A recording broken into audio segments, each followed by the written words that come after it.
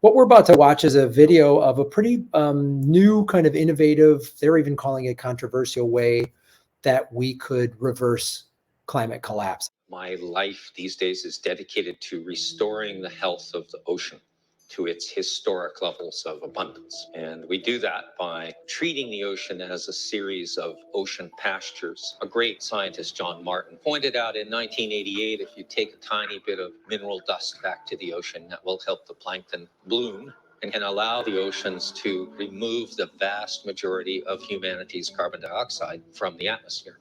That's a few 100,000 tons of iron ore rock dust. Well, Australia sells to China every year 600 million tons of iron ore rock dust. So if we wanted to restore the world's oceans to health and save the world from climate change, we merely need to deploy a team of people with brooms and dustpans to sweep up the dust around the great iron ore shipping ports in Australia.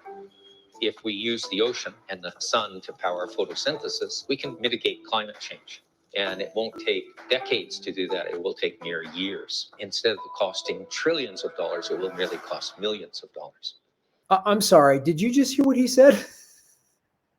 Did you just hear what he said? Literally, we take iron ore dust from these ports where they're mined and shipped in Australia, and just people with dustpans and spread them in the ocean, and it'll take millions of dollars, not trillions of dollars. First of all, let me just make this point, not to undermine anything the scientists are saying.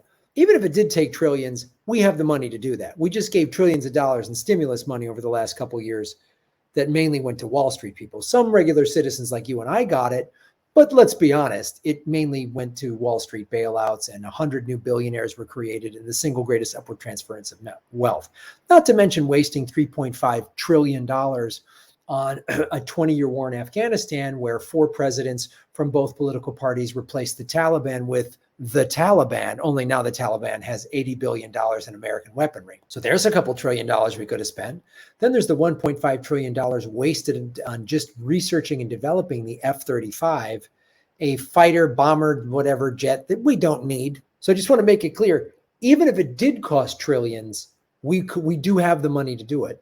But this guy's saying millions for tens of millions of dollars, which to the United States budget, that's nothing. Again, we just spent $858 billion. That was just approved. That will be our military war budget for 2023, $858 billion. So if we took, $100 million out of that budget, it sounds like we can do what this guy is proposing.